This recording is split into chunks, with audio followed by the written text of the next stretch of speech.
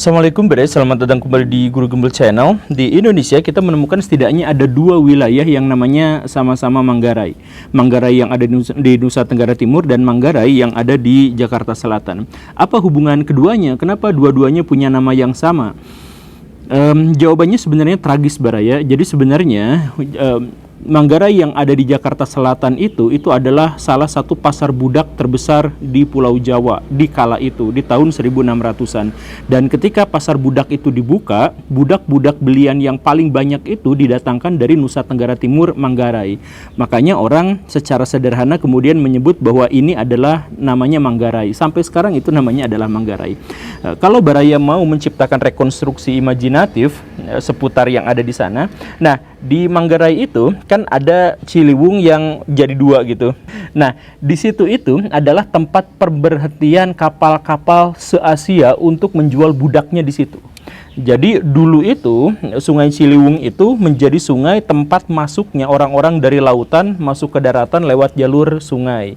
Nah, setelah itu, diberhentikan di situ, kemudian budak-budak itu dibawa melalui jalan yang sekarang namanya adalah Jalan Sultan Agung.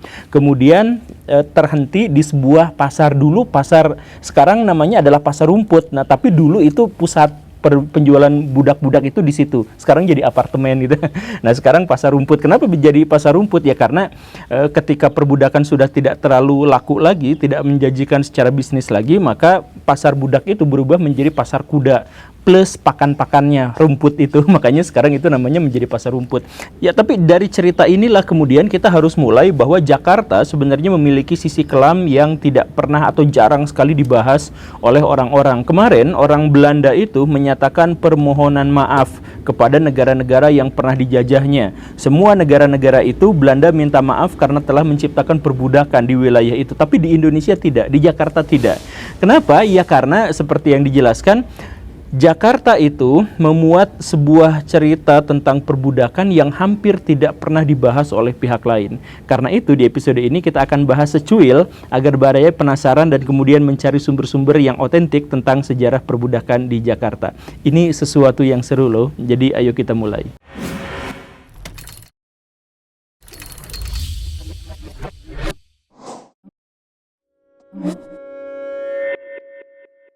Apa yang dimaksud dengan budak dalam skema perbudakan? Nah, jadi yang dimaksud dengan budak itu adalah orang-orang yang telah kehilangan kebebasannya dan menjadi properti pihak lain.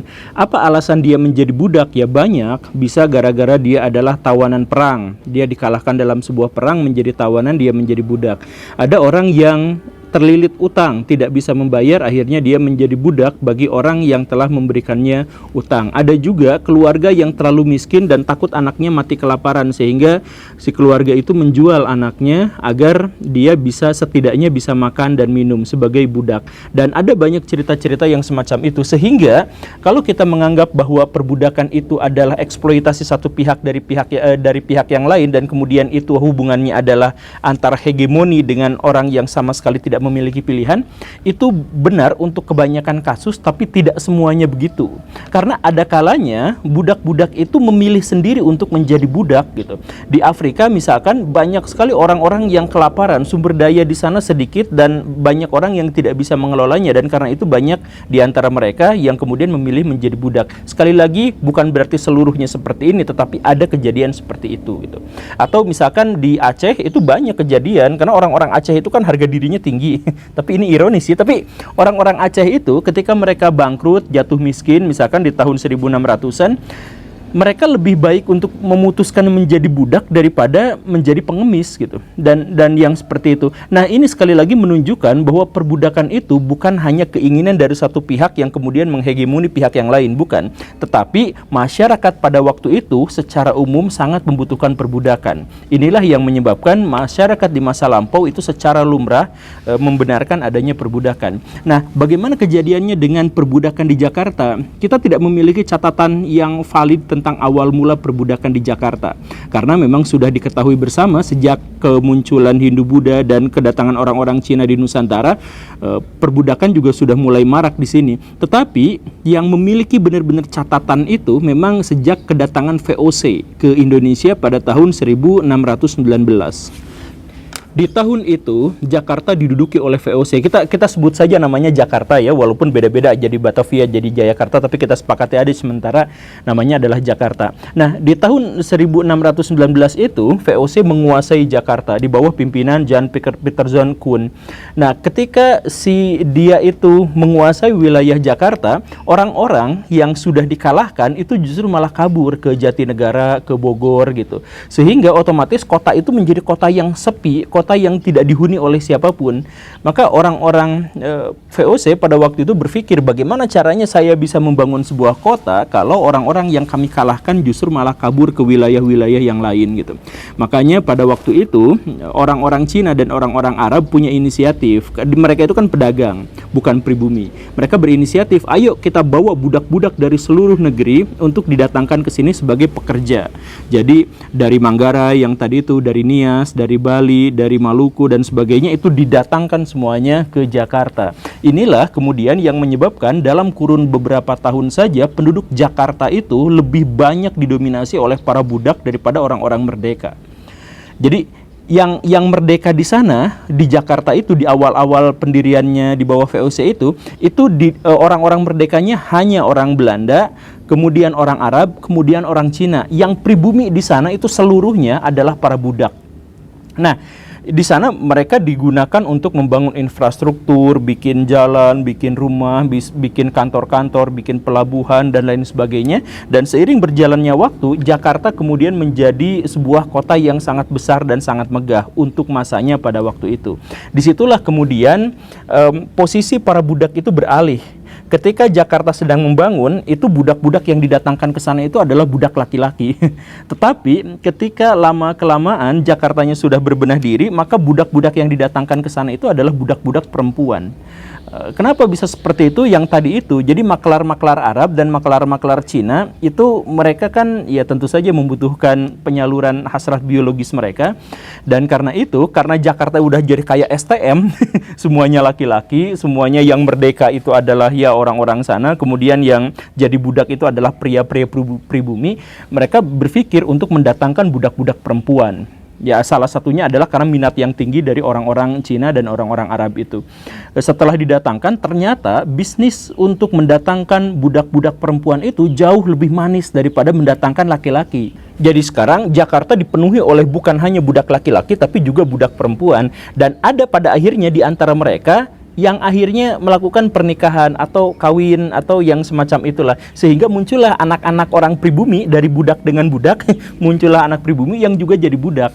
Nah, jadi orang pribumi paling awal di Jakarta yang muncul itu adalah para budak, Baraya.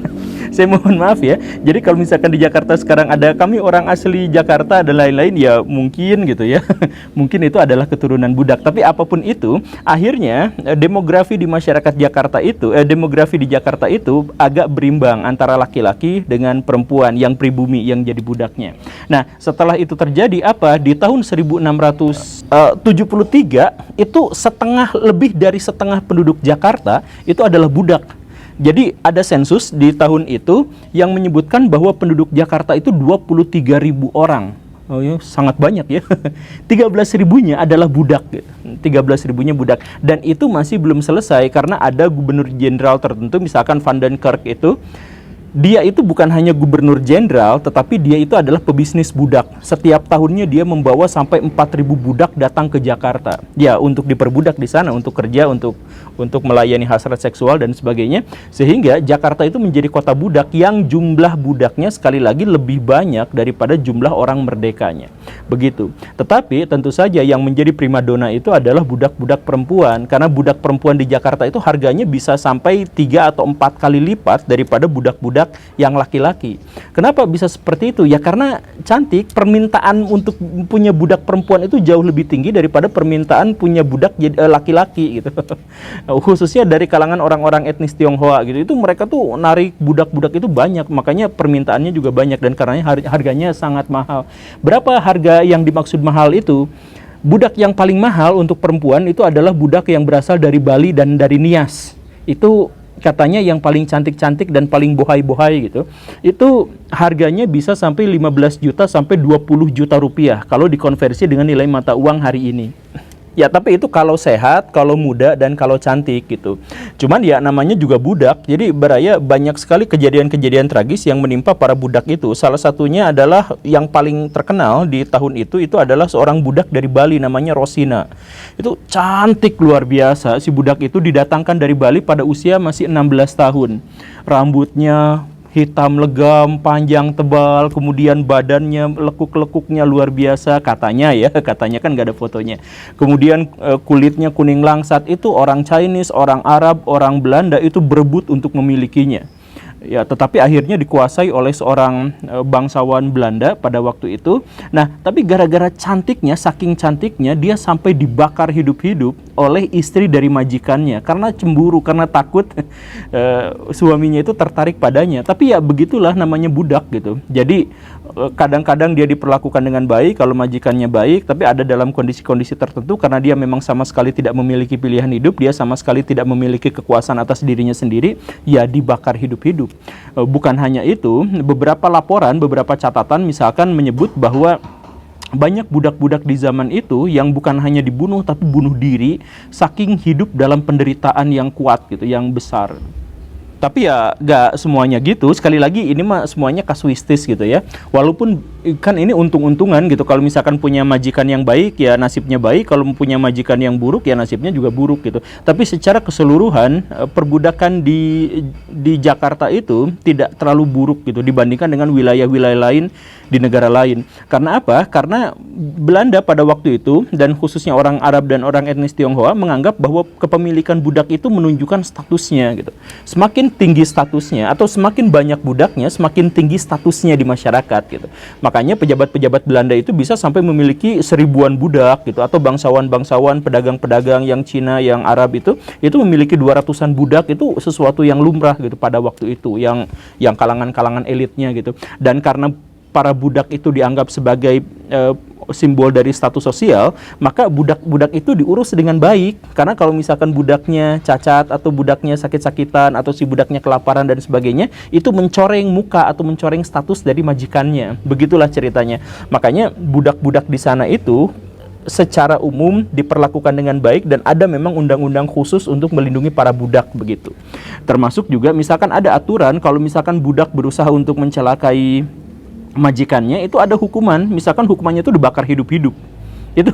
Nah tapi kalau juga si majikan misalkan melakukan kejahatan pada si budaknya, itu juga ada hukumannya walaupun beda-beda gitu ya bagaimana, tapi tetap ada hukumannya yang menunjukkan bahwa setidaknya para budak di zaman itu tuh ada pembelaannya dari undang-undangnya begitu ya, karena itu adalah bagian dari status sosial masyarakat pada waktu itu gitu. Dan lagi ada kejadian yang marak terjadi, tetapi ini cukup membingungkan untuk orang-orang Belanda pada waktu itu, yaitu kawin campur antara majikan Belanda dengan budaknya. Nah, kalau budaknya itu terlalu cantik, yang perempuan kayak Rosina tadi itu, kemudian si istrinya ternyata tidak terlalu cemburuan atau apa, itu biasanya terjadi perkawinan, dan anak-anak dari mereka itu akhirnya menjadi anak-anak yang membingungkan. Kalau masuk ke dalam golongan orang Belanda itu siapa gitu, itu kan anak dari budak gitu, dan itu akan mempermalukannya. Tapi kalau misalkan gabung ke anak orang-orang pribumi, itu ditolak karena itu anak dari Belanda gitu. Nah, si anak-anak inilah yang pada akhirnya mengalami status yang lebih buruk lagi, karena dia ditolak oleh orang Belanda, ditolak oleh orang Indonesia juga ditolak, yang pribumi juga ditolak. Ini kejadian-kejadiannya banyak. Salah satu tokoh nasional terkemuka di Indonesia, Ernest Douwes Dekker, itu adalah yang seperti itu kejadiannya. Jadi bapaknya adalah orang Belanda tapi ibunya adalah orang pribumi, yang akhirnya dia tidak diterima dimanapun di Indonesia begitu. Kan Douwes Dekker juga mengalami nasib yang tragis di Indonesia. Nah, selain itu juga ada kejadian-kejadian yang lebih banyak terjadi karena si anak-anak itu ditolak baik ke pribumi maupun ke Belanda. Kalau dia anaknya itu adalah anak perempuan, banyak di antara mereka yang pada akhirnya dibuang sebagai pelacur, maaf ya, sebagai PSK gitu. Nah, salah satunya dibuangnya itu kemana? Ke Bandung. Jadi kalau misalkan orang-orang Bandung sekarang dengan bangga menyebut bahwa kami adalah kota kembang gitu ya, itu salah paham baraya. Kembang yang dimaksud itu, saya mohon maaf ya, kembang yang dimaksud itu adalah pelacur. Jadi ketika para bangsawan Belanda, orang dari Eropa, orang dari Cina dan lain-lain itu datang ke stasiun Bandung untuk berbisnis untuk apa? Mereka biasanya dihibur oleh maaf ya, pelacur-pelacur yang mukanya itu Indo gitu. Jadi setengah Indonesia, setengah Belanda, dan itu kan wajahnya cantik ya, kayak sekarang juga banyak artis-artis yang blasteran gitu cantik gitu ya. Nah, itu di sana tuh cantik, makanya orang-orang langsung menyebut bahwa Bandung itu adalah kota kembang, kota yang penuh bunga. Bunga yang dimaksud itu adalah pelacur. Jadi orang Bandung jangan GR ya dengan istilah Bandung kota kembang. Ya, tapi apapun itu, bagaimanapun ini adalah sesuatu yang harus diceritakan. Ini adalah kisah kelam yang terjadi di Indonesia tentang perbudakan. Nah, kapan perbudakan pada akhirnya hilang? Ya, hilang dengan sendirinya karena sejak tahun 1860-an di Belanda itu ditandatangani sebuah undang-undang bahwa setiap orang itu harus bebas, setiap orang itu harus merdeka dan sebagainya, dan karena itu orang Belanda sejak saat itu mulai menghentikan sedikit demi sedikit ya perbudakan di Indonesia. Yang masih awet itu adalah orang-orang Cina dan orang-orang Arab, karena mereka kan ya bisa luar leor gitu soal peraturan-peraturan di Belanda itu. Dan kemudian benar-benar menjadi hilang perbudakan di Indonesia itu di tahun 1942 ketika Jepang datang ke Nusantara. Nah, budak-budak yang di Indonesia itu semuanya langsung dialihkan menjadi Romusa untuk laki-laki dan menjadi Jugun Yanfu untuk perempuan. Dan ketika Indonesia merdeka, akhirnya semua budak-budak itu hilang, secara legal hilang ya. Padahal tentu saja kita harus akui bahwa di Indonesia sampai detik ini perbudakan-perbudakan semacam itu masih ada. Kalau merujuk pada istilah bahwa yang dimaksud dengan budak itu adalah orang yang tidak menguasai dirinya sendiri dan menjadi properti bagi orang lain, kita menemukan banyak sekali kasus-kasus perbudakan di Indonesia, baik laki-laki khususnya adalah perempuan. Bahkan ada kabar-kabar yang saya belum berani menceritakannya bahwa artis-artis yang kita kenal sekarang, lu warawiri di YouTube, di TV, di TikTok dan sebagainya, itu adalah budak dari pengusaha-pengusaha besar yang mereka mengancam si artis apa dan sebagainya dan mengeksploitasi untuk kepentingan seksual mereka dan sebagainya. Itu banyak cerita sampai sekarang gitu. Tapi ya tidak bisa dibuktikan karena pemiliknya terlalu kuat dan orang yang dimaksud itu sudah terikat gara-gara satu alasan tertentu gitu. Ya, begitulah. Ya, jadi perbudakan di Indonesia ya secara legal tentu saja tidak ada, tetapi terima kasih karena sudah menyimak. Saya Guru Gembul. Assalamualaikum warahmatullahi wabarakatuh.